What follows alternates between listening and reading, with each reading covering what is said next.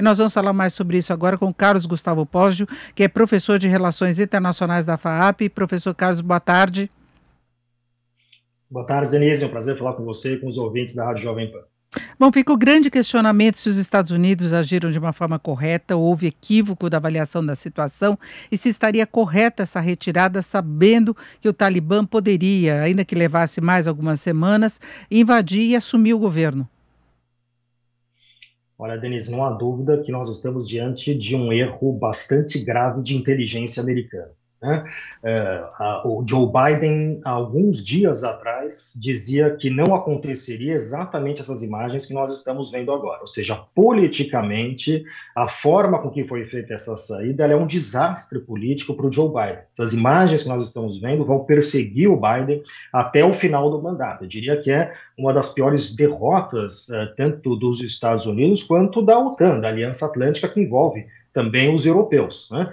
Então, ainda que a decisão política, veja, a gente tem que dividir as duas coisas, né? Uma coisa é a decisão política de sair do Afeganistão. Essa decisão faz sentido, ainda que se possa debater, dada a responsabilidade dos Estados Unidos por ter ficado no país nos últimos 20 anos, mas é uma decisão que tem um respaldo, inclusive, da população, que apoia a retirada dos Estados Unidos do Afeganistão, como acontece nessas guerras muito longas, né? A gente viu isso, um padrão exatamente similar acontecer na questão do Vietnã. Então, a decisão é uma coisa. Outra coisa é a execução. A execução é que mostra falhas de inteligência muito graves, né? Os Estados Unidos, depois de 20 anos treinando tropas afegãs, foi incapaz de avaliar a verdadeira capacidade dessas tropas, né, do exército afegão, que não fez absolutamente nada. Veja, não é que o Talibã venceu as tropas afegãs simplesmente não fizeram nada, não deram um tiro, né? Então, com 20 anos de treinamento, os Estados Unidos foram capazes de entender como é que funciona essa questão. Isso é algo bastante grave, né? A inteligência americana, você falou sobre se tomasse algumas semanas ou em alguns dias. Há uma diferença muito grande aqui, né? Se isso acontecesse como estimado originalmente, ou seja, que o Talibã tomaria cabo cerca de 3 meses, o dano político para o Biden seria muito menor do que tomar no dia seguinte, né, e da forma com que foi. Então, é um problema bastante significativo e que revela profundas questões que a inteligência americana vai ter que rever. Bom, a gente vê que agora os Estados Unidos tentam administrar pelo menos a saída, uma saída mais organizada das pessoas, não apenas cidadãos americanos que estavam lá, mas pessoal que trabalhava com os Estados Unidos, com outras embaixadas, com o OTAN e que correm risco de vida seriamente dado o extremismo do Talibã, não é? Então eles já enviaram 2.500 fuzileiros navais americanos para o local. O aeroporto está fechado para saídas de voos civis e militares para evitar esse tipo de risco que nós vimos, de as pessoas despencando, superlotação dos aviões, e até o final de semana serão 6.000. Fica uma atuação local lá no aeroporto. Você vê alguma possibilidade de se estender esse isolamento, de ter alguma interferência maior dos Estados Unidos, dada a gravidade da situação que se coloca e que mobiliza a atenção também de outros países, da comunidade internacional?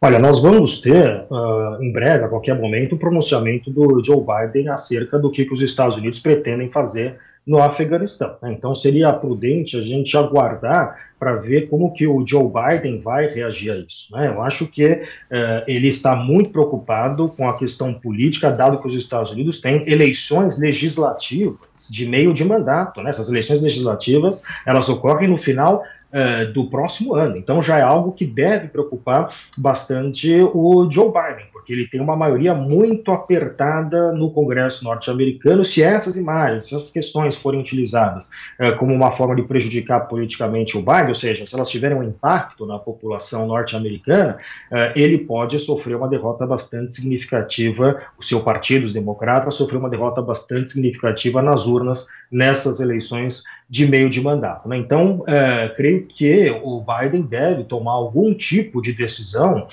que envolva tentar corrigir um pouco este erro crasso que nós vimos de execução de uma estratégia de retirada dos Estados Unidos, onde sequer a gente conseguiu ver, por exemplo, uma coordenação com os aliados, né? A impressão que deu foi que foi algo feito às pressas. Ainda que não tenha sido feito às pressas, esta é a impressão que ficou. Então, resta agora a gente aguardar para ver que estratégia o Biden vai seguir a partir de agora, nesta que já é uma mancha na política externa norte-americana, logo no primeiro ano de mandato do Biden. E não dá para imaginar que tenha sido uma coisa planejada às pressas, já que vinha de outros governos, né?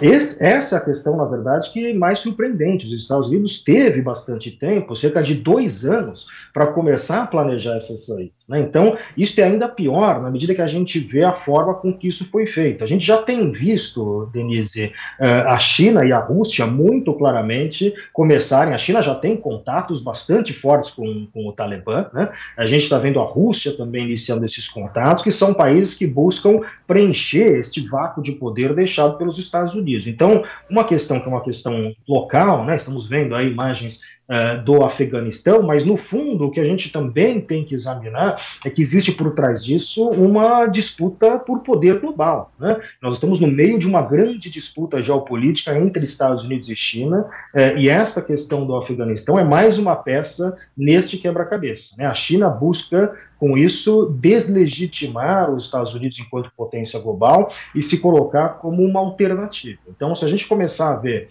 um Afeganistão razoavelmente mais estável, ainda que com graves violações aos direitos humanos que devem vir por conta do Talibã, mas alguma estabilidade política, a China vai ser vista como vencedora deste que foi a guerra mais longa da história dos Estados Unidos. Então você vê a possibilidade de a China tentar controlar o extremismo do Talibã no poder em relação à situação da população em geral, porque nós já falávamos sobre isso mais cedo, porque em princípio dá a impressão de ser um aval ao grupo para ele assumir o poder e gerenciar da forma que ele achar melhor, talvez retornando a práticas da outra vez em que esteve no poder, que é o que assusta muito a população que tenta fugir do país, não é? Agora você vê a China talvez exercendo um papel moderador na situação interna do Afeganistão?